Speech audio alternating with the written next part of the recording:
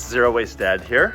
Hope you're doing well. It is time for another garden update. It's been a while, it's February, and it's been a while since our last update because we have been busy on Frederica's second edition of her book, Zero Waste for Families. There's a whole chapter on how we do gardening zero waste, including lots of tips and tricks that I know you're gonna love, so check it out and pre-order it. All right, if you're new to our channel, we are a family of 5. We live in San Diego, just 10 minutes from the freeway. We grow most of the food that our family eats, and we try to live as sustainably as possible. Okay, so on to the garden update. As I said, it's February. Christmas was about 6 weeks ago, and Frederica loves Christmas, so we're like the first people on the block to get a Christmas tree, but by the time Christmas rolls around, I think if the kids sneeze around the Christmas tree, all the pine needles fall out. So day after Christmas, that tree gets out, and the boys did an awesome job helping me cut everything down so that we could get it into the garden and start the mulching process. Pine needles are really great at mulching. If you're mulching it, they do take a while to get into the soil and integrate, so be patient, but pine needles add so much valuable nutrients into the soil. We've had, unfortunately, very little rain this winter, San Diego, and we've had a nice cool spell, but man, is it hot right now. We get this Santa Ana winds. It's gonna hit 90 degrees today in February, so I think all of our plants are totally confused. Our broccoli, which usually cultivates nice throughout the whole winter, are already starting to bolt, which is a total bummer. What I mean by bolting is that they'll tend to flower, and so unfortunately when that happens, you really gotta take your broccoli. That's really the best time to eat it is just as that process happens or before. Quick tip, make sure you cut the head of the broccoli off the crown, but leave the plant in the ground because it will shoot off for the next month or two all sorts of little broccoli shoots off of the sides from all different directions. All of those are great to eat. So you get about half as much production if you just leave them in the ground. So make sure you check that out. What else has been happening in the garden? Frederica went crazy and planted a bunch of stuff when we finally got our nice cold spell coming in. You saw me watering the peas just a minute ago. They're starting to flower, which are so beautiful. And we've got beans that are coming up.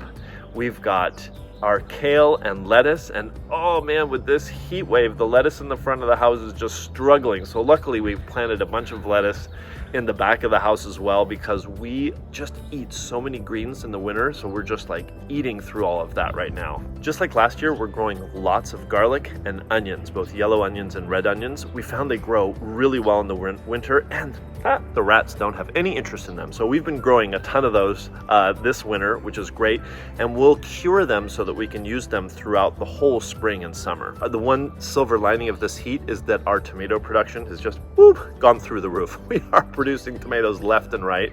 So we've been eating lots of tomatoes, freezing and preserving tomatoes, and you know, our friends love us this time of year because we've been giving away lots of tomatoes. And our trees are producing like crazy right now. We're getting lots of lemons, lots of oranges, and sweet satsumas, which are just so tasty right now. Another thing with the heat is that it's totally confused many of our fruit trees. So our apple tree, our peach tree, and even our fig tree are starting to have little shoots or starting to blossom flowers in February, which is totally the wrong time for them. So we're not 100% sure what we're gonna do about that. And we've been growing tons of potatoes. We actually ran out of room for those, so we actually started growing potatoes in pots as well this year, so we should have a lot of good harvest. So there's a few last things that we're growing right now. We're growing peppers, and we're also growing a little bit of corn. Last year we had such a great corn production, and I think it's because some wild bees decided to take up residence in the house next door. It just pollinated our garden like crazy. Now we've just got like 3 little corns hanging out together trying to struggle to get up. And we're growing a lot of spinach. Oh, hello, neighbor walking by.